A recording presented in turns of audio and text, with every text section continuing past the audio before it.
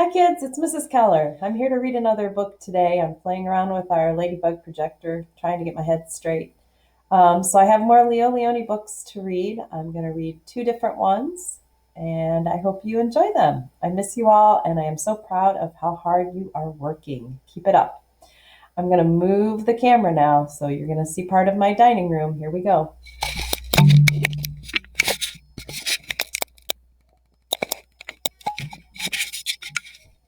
Ooh, almost ready.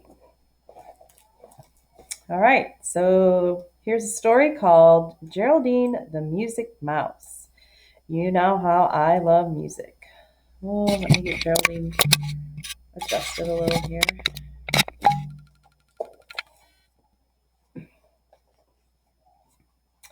Geraldine the Music Mouse by Leo Leone.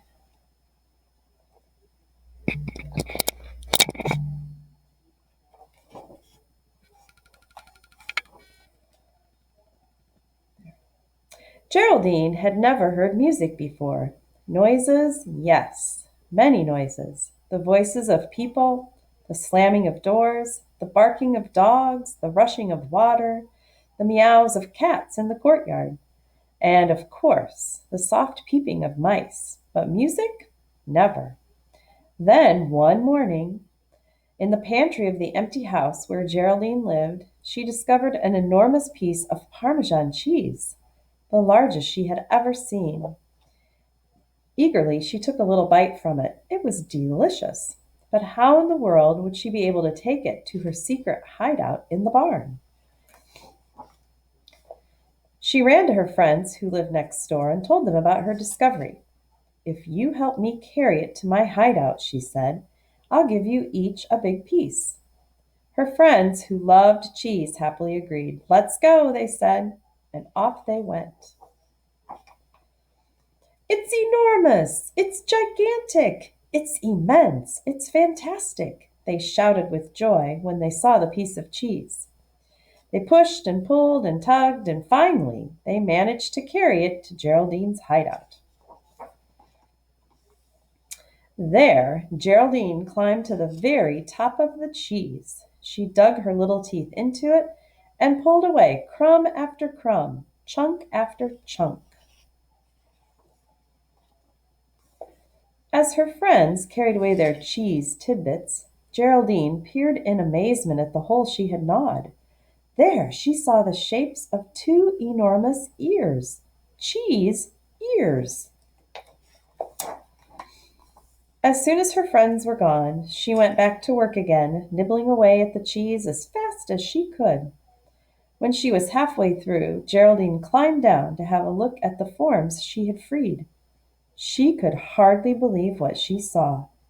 The ears were those of a giant mouse, still partly hidden, of solid cheese. To its puckered lips it held a flute. Geraldine gnawed and gnawed until she had finally uncovered the entire mouse.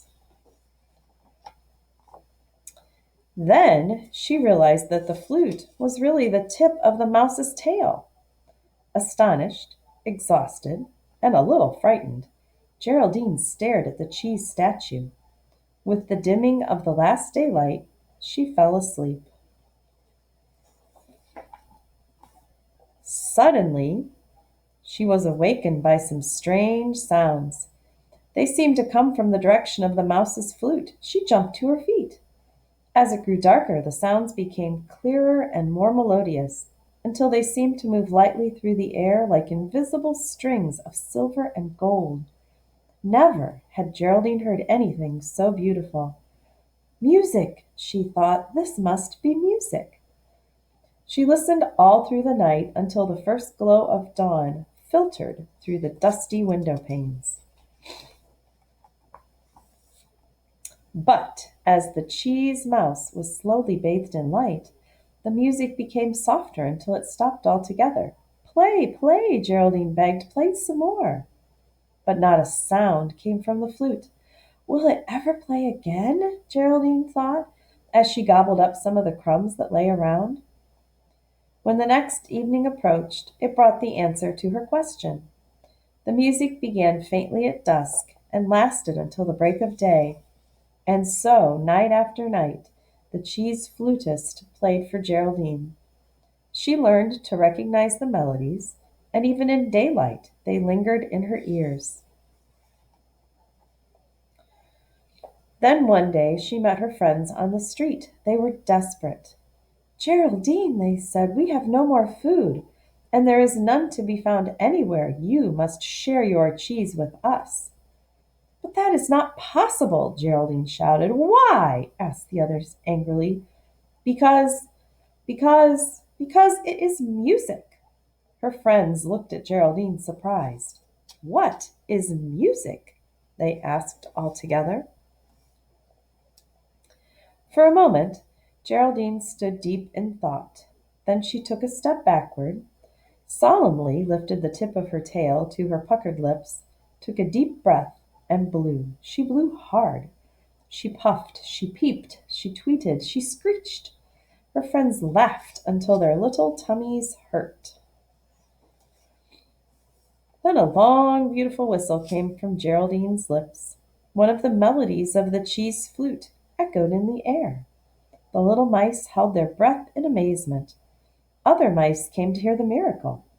When the tune came to an end, Gregory, the oldest of the group, whispered, If this is music, Geraldine, you are right.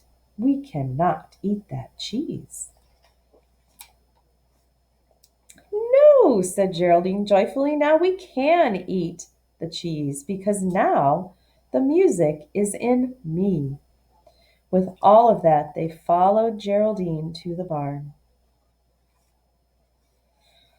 And while Geraldine whistled the happiest of tunes, they ate cheese to their tummies' content.